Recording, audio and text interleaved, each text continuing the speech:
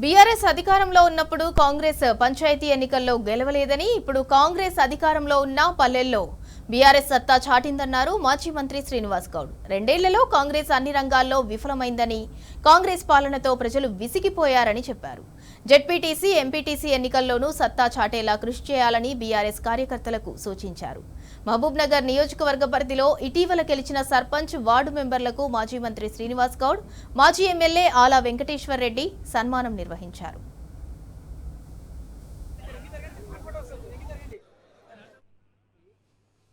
మహబూబ్నగర్ మండలంలో ఒక్క కాంగ్రెస్ సర్పంచ్ లేడు.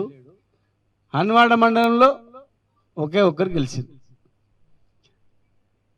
10 ఏళ్ళు ఉంటే కూడా మనం 5 ఏళ్ళు అయిపోయి మళ్ళీ 5 సంవత్సరాలు దాటి ఉన్నా కూడా మన ప్రభుత్వం మీద మన మీద నమ్మకంతో ప్రజలు మన ఇంట ఉన్నారు, సర్పంచ్ గెలిపించింది. మరి ఇలా 2 ఏళ్ళు అయింది. 2 సంవత్సరాల్లో ఎలక్షన్ వస్తే దాదాపు మనం 40%. అక్కడ 11, 10 వార్డు మెంబర్లు దాదాపు 132. వాళ్ళకు మనకు పోలికనే లేదు. రెండవది ఓటింగ్ పర్సెంటేజ్ కూడా చూస్తే కూడా హన్వాడలో కానీ మామూనాడలో కానీ మొన్న ఎమ్మెల్యే ఎలక్షన్స్ కన్నా ఎక్కువ ఉంది. ఎమ్మెల్యే ఎలక్షన్స్లలో మన పడ్డ ఓట్లు మనం నిలబెట్టిన అభ్యర్థులు నిలబడినట్టు సర్పంచులు మళ్ళీ రెబల్స్ కాదు, మళ్ళా మన పార్టీలోనే 3, 2, 4 నిలబడే ఊర్లు ఉన్నాయి. మనం గెలిచిన ఓడిపోయిన అభ్యర్థి కూడా ఓట్లు లెక్కేస్తేనే ఎలక్షన్స్ కన్నా ఎమ్మెల్యే కన్నా ఎక్కువ ఓట్లు వచ్చింది. అంటే 2 సంవత్సరాల్లో ప్రభుత్వం మీద ఎంత విసుకొచ్చింది ప్రజలకు. కనుక ఓడిపోయిన వాళ్ళు బాధపడాల్సిన అవసరం లేదు. పార్టీ మిమ్మల్ని కాపాడుకుంటుంది. వచ్చే గవర్నమెంట్లో మన ప్రభుత్వం వస్తుంది గ్యారంటీ. వచ్చే ప్రభుత్వంలో మనం గ్యారంటీ కాపాడుకుంటాం. దానిలో ఏమాత్రం సందేహం లేదు. చూస్తే నిజంగా కడుపు నిండినట్లు అనిపించింది వాతావరణం. అంటే ఒక పూర్వ వైభవం దిశగా మళ్ళా పార్టీ ఎట్లా పోతుందో ఇట్లా చూసినబడి అర్థమై అన్నకు అదే చెప్తా ఉన్నా. చాలా సంతోషం.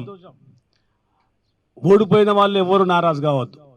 గెలిచిన వాళ్ళు నిజంగా మీరు మనం గవర్నమెంట్లో ఉన్నప్పుడు ఎంత పర్సెంటేజ్ మనం గెలిచినాం, ఇవాళ అపోజిషన్లో ఉండి ఎంత పర్సెంటేజ్ గెలిచినాం, అది చూస్తేనే అర్థమైపోతుంది పార్టీ ఎంత బలంగా ఉంది అనేది. అన్న మంత్రిగా ఉన్నప్పుడు అక్కడ కానీ నా కాన్స్టిట్యున్సీలో కానీ ప్రభుత్వం ఉన్నప్పుడు దాదాపు 85-90% సర్పంచ్లు మనం గెలుచుకున్నాం.